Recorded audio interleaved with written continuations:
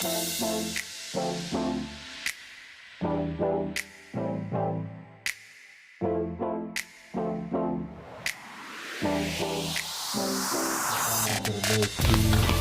kulkas yang tidak mau airnya ke belakang dan airnya membuang ke depan, menyebabkan banjir. Nah, jadi karena kalau air tidak membuang ke belakang itu menyebabkan kurangnya dingin bagian bawah. Jadi cara mengatasi kita harus buka ini.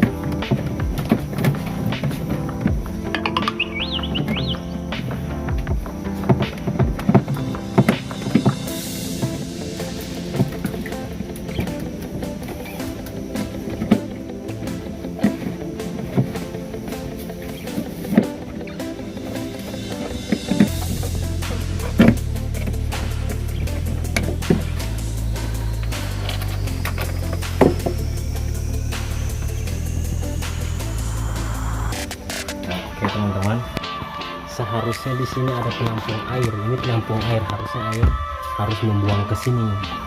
Nah, jadi kulkas ini karena bermasalah, jadi harus kita atasi karena ini bisa menyebabkan di bagian bawah, ruang bawah tidak bisa mendingin. Nah, jadi cara memperbaiki kita harus bongkar di depan. Oke guys.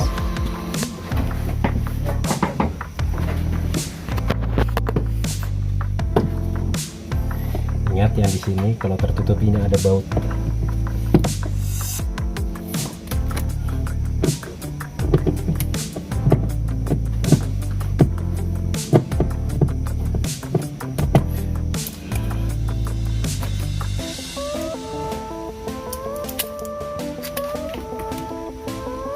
Dan teman-teman tidak perlu ragu untuk membuka ini.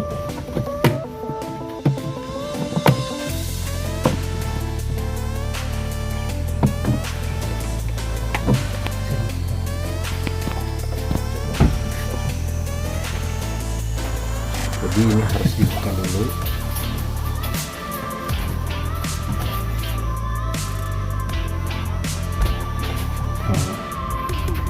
Dengan menggunakan sendok saya bisa perbuka.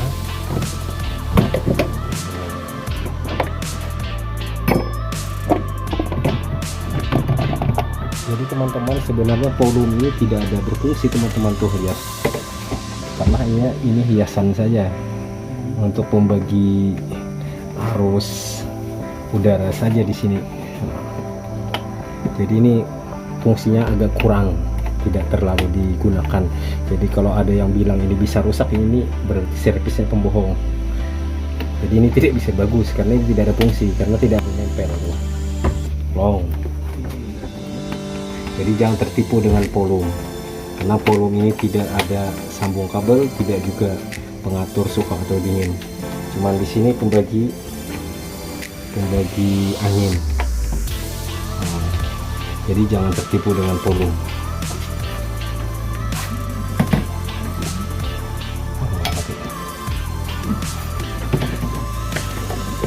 Nah, baru kita buka ini. Biasanya di sini ada pembekuan, cuman tadi sudah defrost.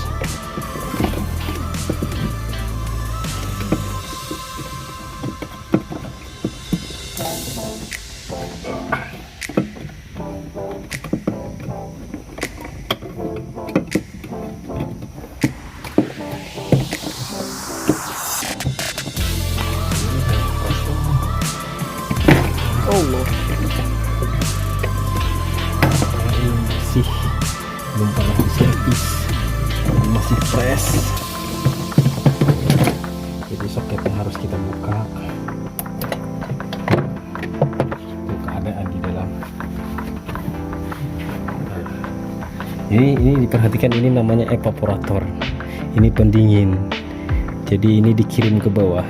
Dia sistem AC. Jadi untuk membagusi ini harus kita angkat. Dan ini perlahan-lahan karena ini evaporator. Kalau patah kita banyak kerjaan. Jadi ini harus perlahan-lahan.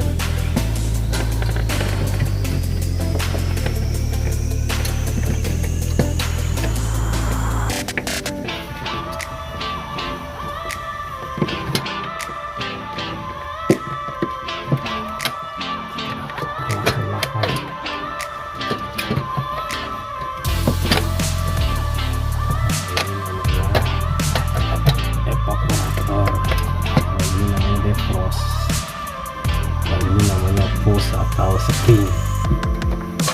Jadi yang sering rusak itu ini defrost. Jika seandainya bagian bawah itu kurang dingin, maka yang sering terjadi dialami kerusakan kulkas 2 pintu defrost. Maka defrost, jika warna defrost ini pembungkusnya buram, maka positif hampir 90% defrostnya rusak. Jadi teman-teman harus mengetahui komponen-komponen yang ada di dalam kulkas.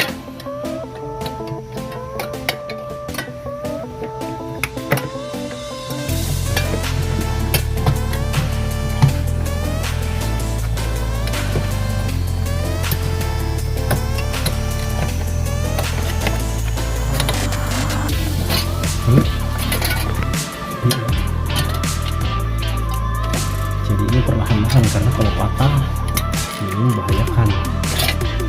Nah, kalau ini namanya heater. Kalau kerusakan pada heater,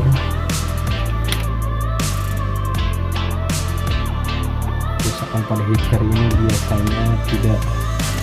Ini heaternya sebenarnya agak kurang sehat karena sudah agak kemasukan air, cuman tidak masalah.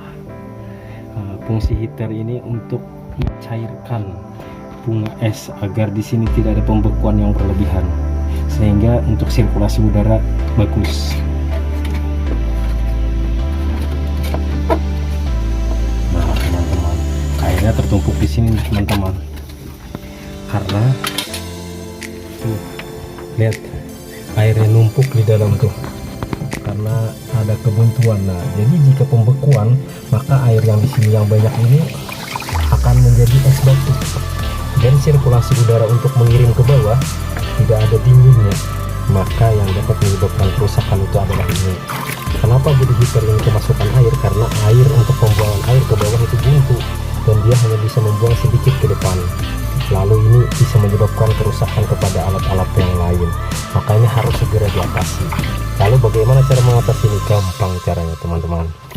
Oke, kita hanya membutuhkan sapu lidi saja.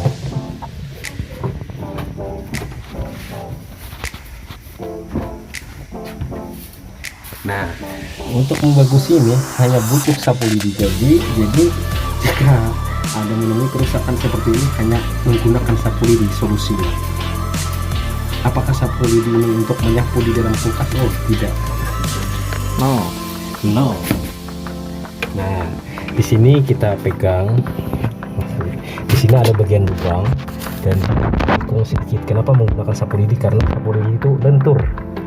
Nah, nih yang lubang ini nih, ini lubang pembuangan. Karena di sini sangat kotor, maka dia tidak bisa membuang air, maka harus kita masukkan pilihan lidi ini untuk memasukkan. Oh, ternyata sapu lidinya tidak tembus, maka kita sambung dua.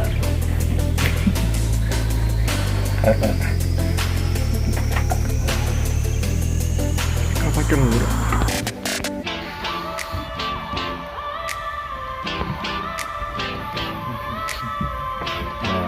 Jadi kita sambung dua lidinya agar sampai ke bawah. Lalu kita ikat saja.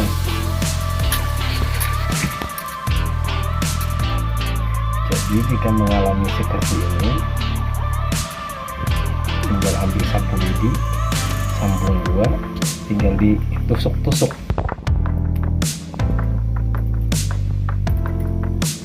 Maka ini akan normal seperti baru kembali. Ingat teman-teman, jangan sampai menyepelekan air yang keluar dari depan, karena itu bisa menyebabkan kerusakan pada komponen-komponen yang lain. Jadi segera harus diatasi sebelum penyakitnya komplikasi.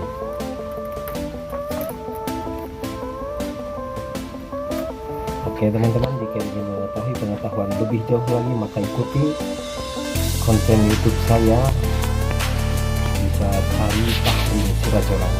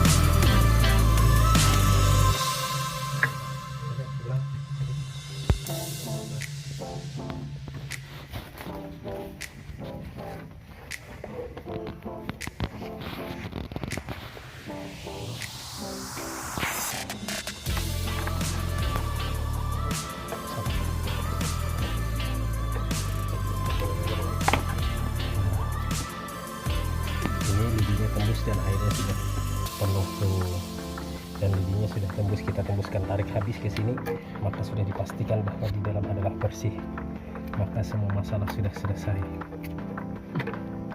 Oke, jadi begitu saja. Jangan lupa like dan subscribe agar tidak ketinggalan ilmu-ilmu yang bermanfaat. Nanti saya akan bikin konten-konten yang lebih bermanfaat, yang banyak memberi pengetahuan